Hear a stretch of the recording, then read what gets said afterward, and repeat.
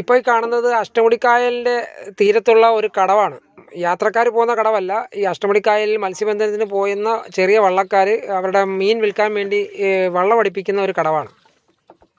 ഇത് പെരുമൺ റെയിൽവേ പാലത്തിൻ്റെ തൊട്ടടുത്തുള്ള ഒരു കടവാണിത്. ഇതുപോലെ ധാരാളം കടവുകൾ അഷ്ടമുടിക്കായലിൻ്റെ കരയിലായിട്ട് പല സ്ഥലത്തായിട്ടുണ്ട്.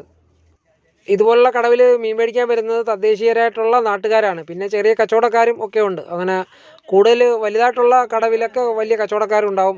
ബാക്കിയുള്ള ചെറിയ കടവിലൊക്കെ ഇതുപോലുള്ള തൊട്ടടുത്തുള്ള നാട്ടുകാർക്ക് മേടിക്കാൻ വേണ്ടിയിട്ടുള്ള ഒരു കച്ചവടം മാത്രമേ ഉണ്ടാവുള്ളൂ. രാവിലെ 6 മണി മുതലാണ് കച്ചവടം. രാവിലത്തെ കച്ചവടം മാത്രമേ ഉള്ളൂ. വിലയൊന്നും അത്ര കുറവില്ലെങ്കിലും നമുക്ക് ഫ്രഷ് കായൽ മീൻ മേടിക്കാം. ആ ഒരു പ്രത്യേകതയുണ്ട്. ഇതുപോലുള്ള സ്ഥലങ്ങളിലും പൊതുവേ ഇപ്പോൾ വില കൂടുതലാണ്. കാര്യം ധാരാളം ആവശ്യക്കാരും ഉണ്ട്. അതുപോലെ തന്നെ മീനും ഒക്കെ കുറവാണ്. അതുപോലെ ഈ വിപണന സാധ്യത കൂടുതലുണ്ട്. ഇപ്പം മീനിൻ്റെ ചെറിയ ചെറിയ ഔട്ട്ലെറ്റ് ഒക്കെ ഉണ്ട്. അപ്പോൾ അവരൊക്കെ വന്ന് ഇതുപോലെ മീൻ എടുത്തുകൊണ്ട് പോകും. അപ്പോൾ അതുകൊണ്ടൊക്കെ മീനിന് പൊതുവേ ഇപ്പം വില ഉണ്ട്.